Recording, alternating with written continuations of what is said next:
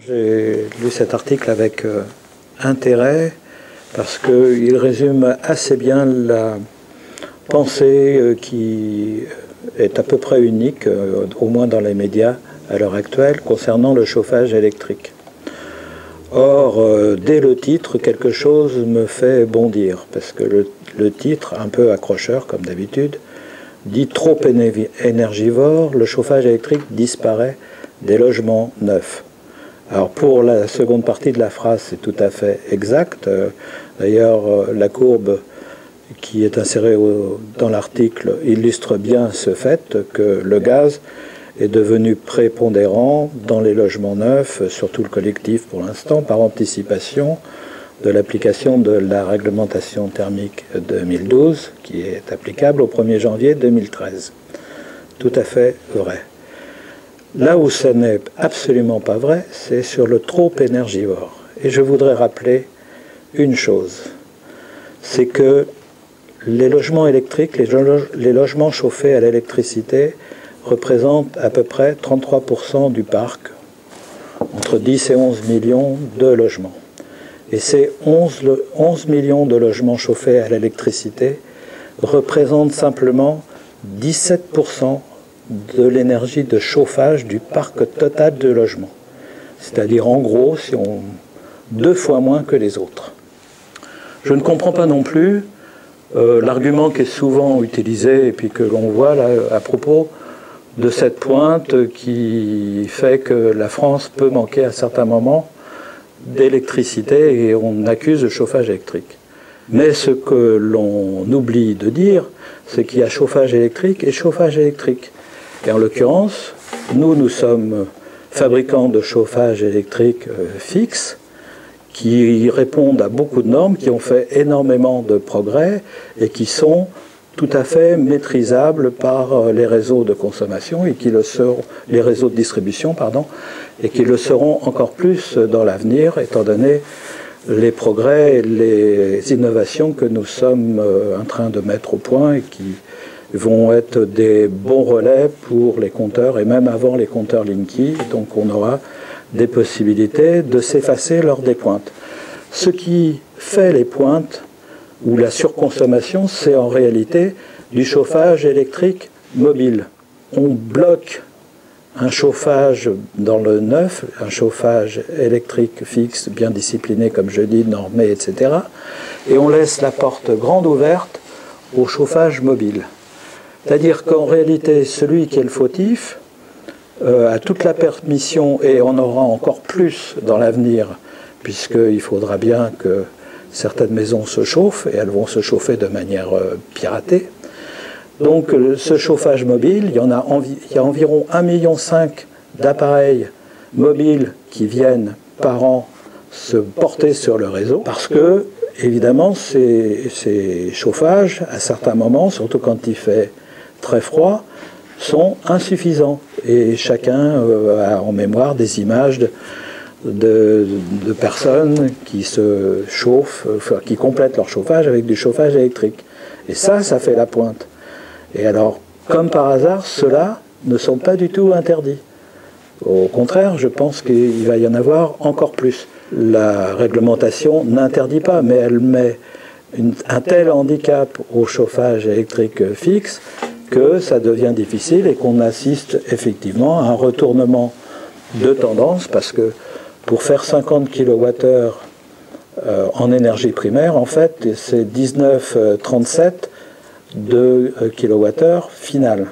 Alors vous voyez, il y a peu de place pour mettre du chauffage, de l'eau chaude, de l'éclairage et de la ventilation, donc tout ça. Le chauffage électrique, par rapport à un chauffage centralisé, est un chauffage divisé. C'est-à-dire que chacun peut moduler le chauffage de la pièce en fonction de sa propre température ou de son propre besoin de température. Ce qui fait que le comportement des utilisateurs est extrêmement important dans le chauffage électrique et que les tests qui sont faits sur la base de simplement des calculs où on applique arbitrairement des déperditions et qu'on multiplie par un tarif sont faux. Ça n'a aucune réalité. Problème que l'on retrouve d'ailleurs dans le DPE, parce que le DPE fait selon la méthode des 3 CL, se trouve en désaccord avec la méthode des factures. Et il y a un gap assez important qui fait que la réalité des gens qui se chauffent à l'électricité n'est pas la réalité des calculs faits par des moteurs de calcul. Mais c'est clair que le comportement des utilisateurs est extrêmement important dans cette énergie et qu'il n'est absolument pas pris en compte, ou très peu, dans les moteurs de calcul. Ce qui est une aberration, mais qui est pourtant un fait établi par l'historique et établi par le recul que l'on peut avoir sur les DPE.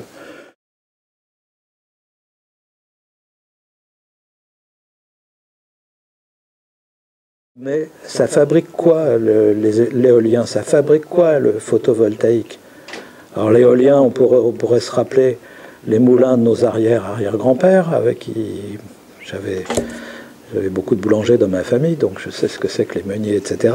Mais on n'est plus dans des moulins qui actionnent des systèmes mécaniques, ça fait de l'électricité. Et l'électricité, quand il y a peu de besoins et qu'on a une électricité disponible à domicile, pourquoi ne pas utiliser le chauffage électrique? Ça me paraît être la chose la plus commune.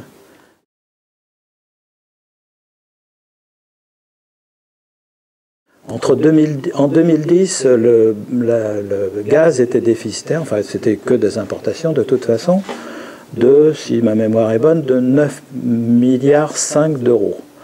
En 2011, c'est passé à 13 milliards. Donc je me demande si en voulant, c'est ce qui se passe, accroître encore cette consommation de gaz dans les nouveaux logements, jusqu'où ira-t-on? Il va falloir la financer comment?